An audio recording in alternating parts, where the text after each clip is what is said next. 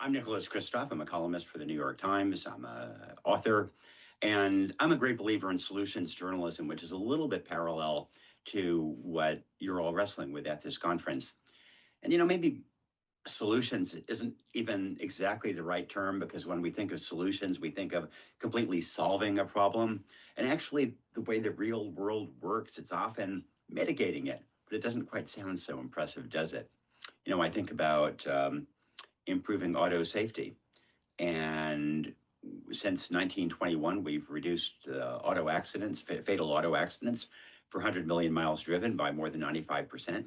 But it wasn't one solution. It was a million little incremental solutions. It was, padded dashboards. It was airbags. It was seat belts. It was better designed highways. It was graduated driver's licenses for young people. It was crackdowns on drunk driving, et cetera, et cetera, et cetera. And in the same way, I think that, around us, there are a lot of um, steps forward, if you will, advances that can make life better for all of us. I talk a lot about how we get more kids in school. And, we think that the way to do that is you build schools. True, but there are other ways that are actually more cost effective. One study found that it would cost a few $100s in bricks and mortar building schools to get a marginal child into the school system, but that if you deworm a child with a one little pill of albendazole costing about 5 cents, then it only costs about 1/100th as much to get a marginal child in school because that child is less anemic, the child is healthier, stronger, less sick, more able to go to school. And so that's the kind of thing that I'm thinking of in the areas that you'll be looking at. I think about climate globally, and there are no perfect solutions, but simply in poor countries where drought is a real issue for crops, inducing famine, introducing you know kinds of millet that are drought resistant are real advances and give people an potentially iron rich food that can improve well-being.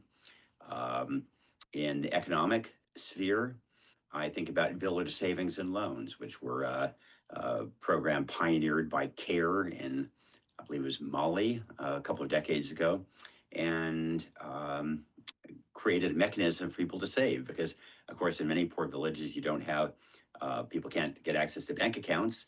And the way they saved traditionally was they would buy a goat. But a goat is not a very liquid form of savings.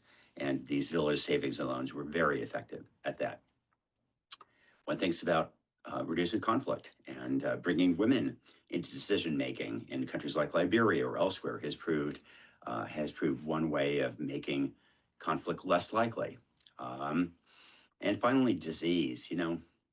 Here's a disease is a big word. Lots of challenges. Lots of people dying unnecessarily. One thinks about maternal mortality, and obviously, one thing we have to be able to do is to provide emergency obstetric services, C-sections, for those who need it. But one little tiny thing one could do is provide these MMS multivitamins to women who are pregnant or likely to become pregnant soon. And they provide iron in a digestible way, which reduces anemia. And that means women are less likely to hemorrhage and die. That's what a major source of maternal mortality. And this costs just pennies. And so there are some little examples of things that I think about in terms of how we can find practical solutions to step forward, or practical advances, I guess I should say.